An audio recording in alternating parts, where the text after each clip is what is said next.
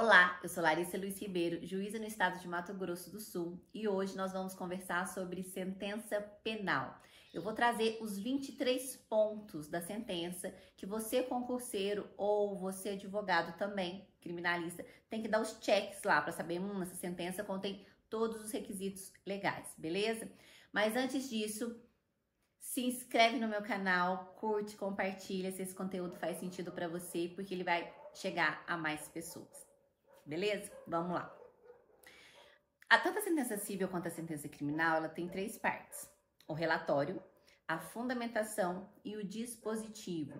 O relatório é aquela parte bem sucinta. Quando a gente vai fazer prova, as últimas provas que eu peguei, todas dispensaram o relatório. Por quê? Porque o examinador sabe que você vai escrever o que aconteceu no processo e isso não tem tanta importância, sabe? Você vai colocar ali o que aconteceu em meia folhinha, matou, fechou. Geralmente a prova vem assim, é o relatório, fundamento e decido, e você tem que discorrer.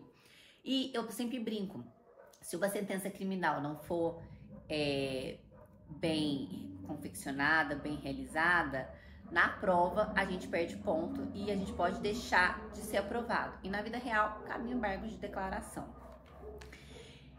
Sentença, do latim, ela vem da palavra sententia, derivado do verbo sentir. Mas eu gosto de enfatizar, a sentença analisa aquilo que está dentro do processo. Muitas vezes as partes, ainda mais a mídia, traz uma notícia, as pessoas não sabem o que aconteceu dentro do processo e fala, mas o juiz deveria ter absolvido, o juiz deveria ter condenado. A gente não pode comentar, analisar, sem saber o processo inteiro, gente. Então, lembrando, juiz analisa provas que estão dentro do processo. O que não está dentro do processo, no mundo jurídico, não aconteceu. Tudo bem? Ponto 1. Geralmente, depois lá, a gente faz um resuminho. Trata-se de ação penal pública incondicionada, juizada pelo MP em face do tal, fulano. 2. A gente vai analisar o quê? As preliminares. Quando a gente analisa preliminar, o que acontece? Se o processo estiver todo ok, a gente refutou a preliminar, a gente já passa para a próxima fase, que é o mérito. Só que se tiver algum vício, a gente entende pelo processo, pela nulidade do processo e sequer passa a análise do mérito. As preliminares estão lá no artigo 564 do Código de Processo Penal. E eu trouxe 2 para comentar rapidamente com vocês. Uma, incompetência do juízo. Se o juízo for incompetente para analisar a ação criminal, toda prova que tiver sido produzida vai ser nula. O que aconteceu? Eu vou trazer aqui só um fato a título de conhecimento, tá bem? O caso do nosso atual presidente, na época que teve a ação criminal contra ele, correu em determinado juízo, a defesa entendia que aquele juízo não era competente para analisar aquela denúncia, aqueles fatos, foi levado até o STF. O que o STF entendeu? Que aquele juízo que tinha analisado todas as provas era incompetente. Com isso, houve a nulidade de todo o processo. Gente, isso acontece em todo e qualquer processo, tudo bem? Se o juízo não for observado, vai acontecer a nulidade das provas. E uma segunda, omissão de formalidade constitua elemento essencial do ato. O STJ e o STF, eles têm uma posição de que se o ato atingiu a sua forma, a sua finalidade final, ele deve ser validado.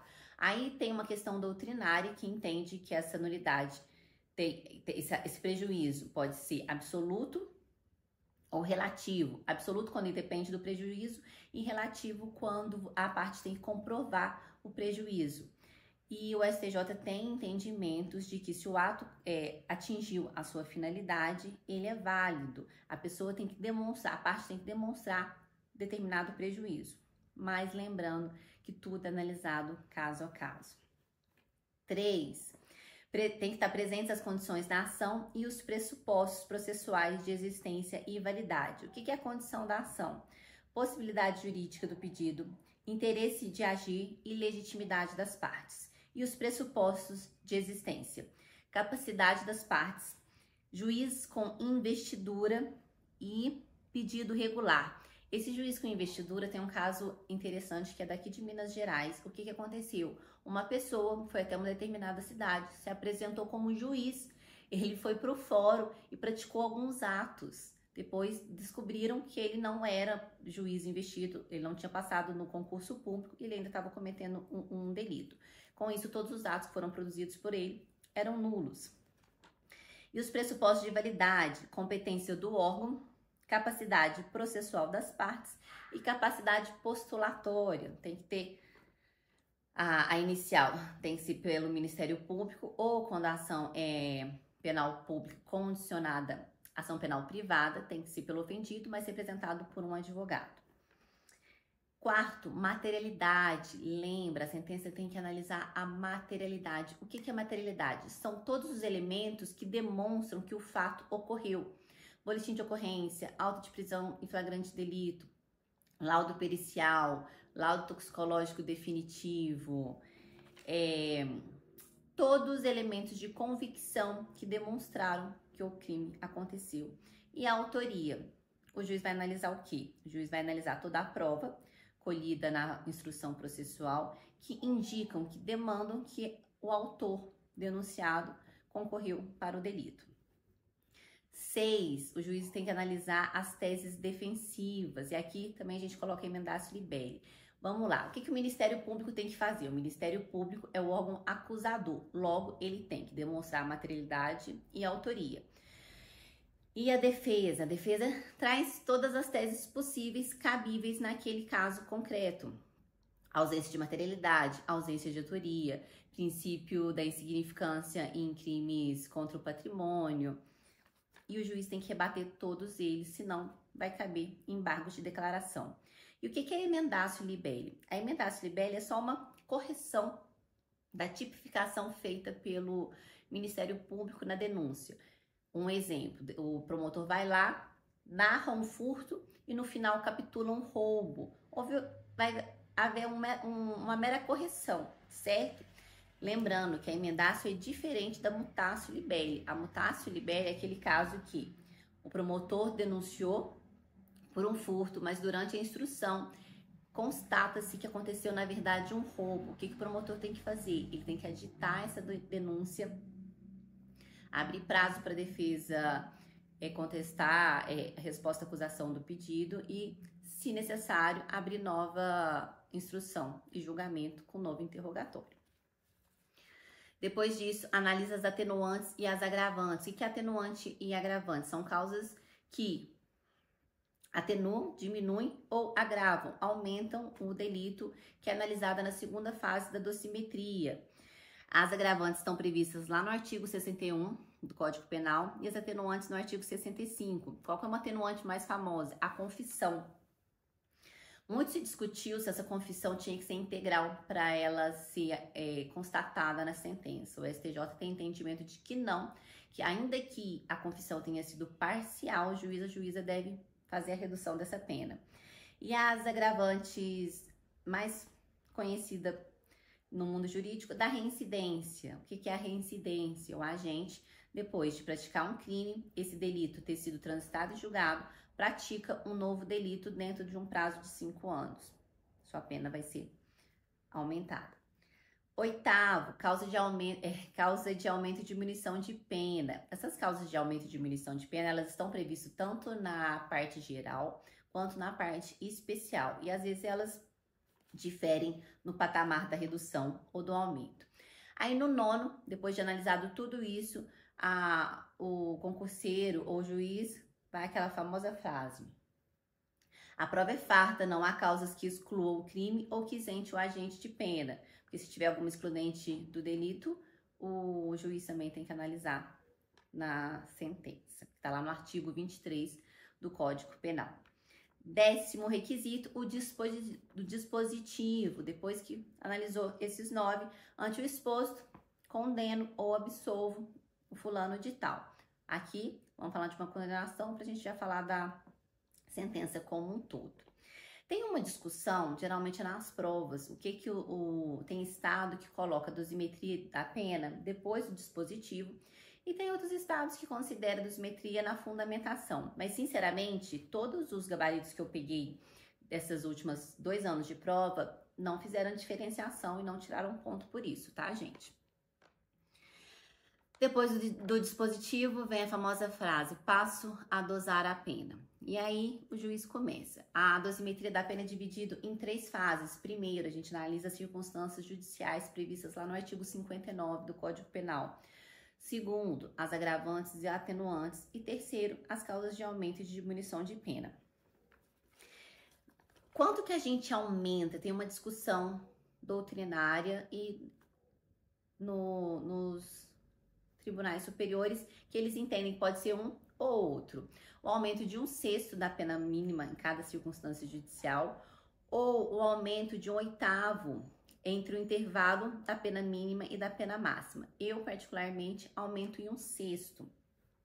Só que olha que legal, a última prova do TJ São Paulo, não é essa que está em andamento, a anterior que teve o gabarito. Foi um caso de estupro envolvendo menores de 14 anos, envolvendo a lei anterior. E nesse caso, lá no gabarito, falava que gostaria que tivesse tido um aumento de 1/5 por cada circunstância judicial, mas mesmo assim enfatizou que o quanto não seria avaliado para aumentar ou diminuir a nota do candidato, mas sim a fundamentação, se ele aumentou ou não e por quê. Tá joia, gente? 12, detração. O que é a detração? Teve uma novidade legislativa que incluiu um dispositivo de que o cômputo da prisão preventiva deveria ser analisado pelo juiz para a aplicação do regime inicial da pena. Aqui tem uma discussão, tem juiz que faz isso na sentença, tem juiz que não faz, mas ele tem que analisar, tem que fundamentar por que ele não faz. Eu, particularmente, não faço. Eu enfatizo que eu deixo de realizar a detração, tendo em vista que é matéria do juízo da execução penal. Mas lembra que se você for fazer ou não, tem que fundamentar. 13, regime inicial. Você vai analisar lá qual regime inicial da pena que o agente vai cumprir. Regime fechado, semiaberto ou aberto. O artigo 33 do Código Penal traz um requisito objetivo, que é o quanto da pena. Pena maior de 8 anos, inicia-se no regime fechado. Pena maior de 4 anos e menor ou igual a 8 anos no regime semiaberto.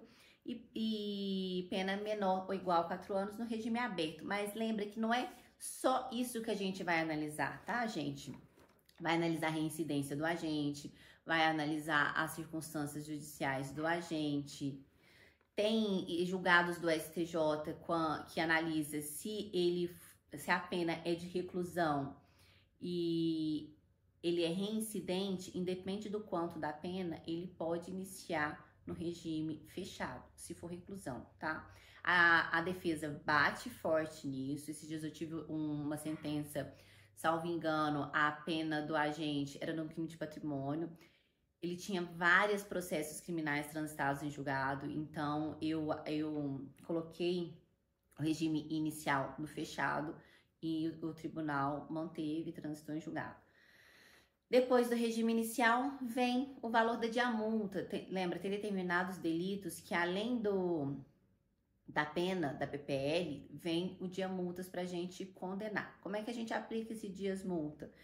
O dia vale entre 1/30 até 5 vezes o salário mínimo. Tem lei especial que o dia-multa é maior, no caso da lei de drogas. Geralmente, quando não tem prova de que o agente tem uma condição financeira considerável, assim, tem uma hipossuficiência econômica, a gente aplica no mínimo legal.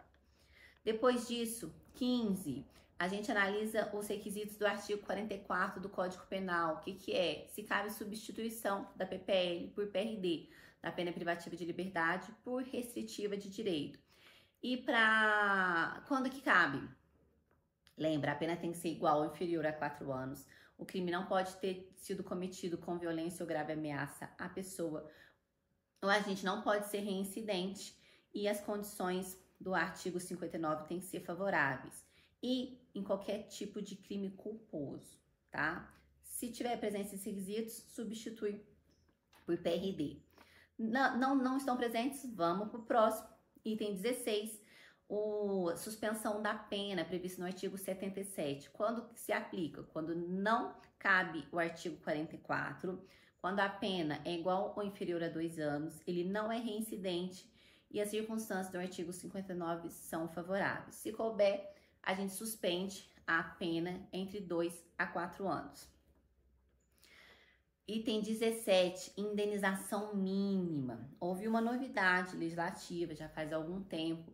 O legislador se preocupou com a vítima. O Ministério Público tem que fazer o pedido na inicial de que seja arbitrado um valor mínimo de danos morais ou danos materiais ao ofendido. Com isso, o juiz analisa na sua fundamentação. Lembrando, gente, que é um valor mínimo. Então, depois de transitar em julgado essa sentença criminal, a gente pode ir lá no juízo, na vara civil e executar, ou então entrar novamente para majorar, tendo em vista que ele entendeu que aquele valor é o mínimo mesmo.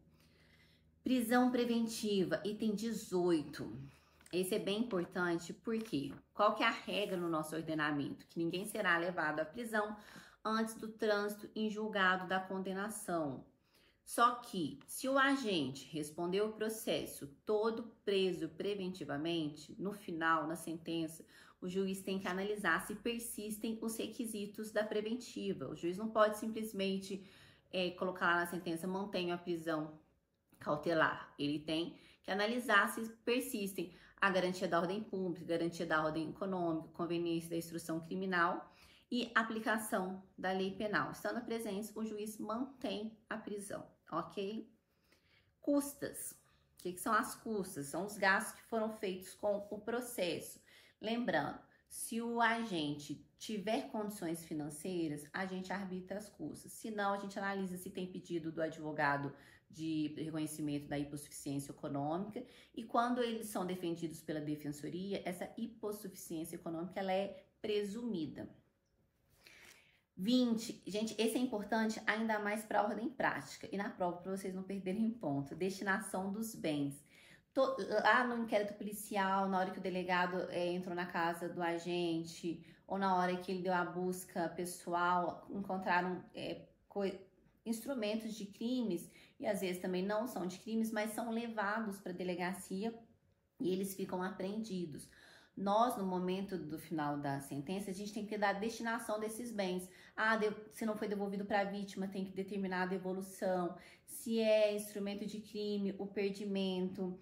As armas, tem que analisar o artigo 25 do Estatuto do Armamento. As drogas, o artigo 72 da Lei de Drogas.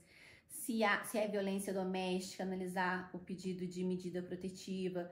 Por quê? Se a gente não faz isso, agora é uma dica de ordem prática. Aí transitou em julgado, tá lá no cartório, o cartório tá lá fazendo tudinho para arquivar. Nossa, o juiz não determinou a destinação dos bens. Ele pede esse serviço, envia para nós, concluso, e a gente vai ter que analisar o pedido, tá joia? Lembra, item 21, se houver vítima, tem que comunicá-la. 22, tem aquela frase, após o trânsito em julgado, determino. Intime-se o sentenciado para que pague a multa em 10 dias, porque está lá no Código Penal que 10 dias ele tem que pagar a multa, estão escrever em dívida ativa. Oficie ao TRE do Estado para incluir a condenação transitada em julgada e espécie-se guia de recolhimento, observando o regime inicial de pena. E por fim, o item 23, a assinatura. Lembra, quando a gente está fazendo prova, a gente não pode assinar o nosso nome. A gente tem que colocar juiz substituto, porque senão a gente se identifica e a gente perde a prova. Uma dica de ordem prática quando vocês estiverem fazendo a prova. Eu lembro que quando eu cheguei na minha prova, eu fiz os 23 itens, coloquei tudo que tinha que ter, assim, de maneira bem resumida, para que eu não esquecesse de colocar todos os itens. Na época eu tirei 9 na sentença criminal, era uma sentença de tráfico de drogas, então funciona, gente, já testei e deu certo, tá joia? Eu trouxe uma visão geral da sentença criminal, posteriormente eu vou trazer vídeos específicos, porque o tema é grande, mas quanto mais a gente treina, quanto mais a gente faz, melhor a gente fica. Até a próxima!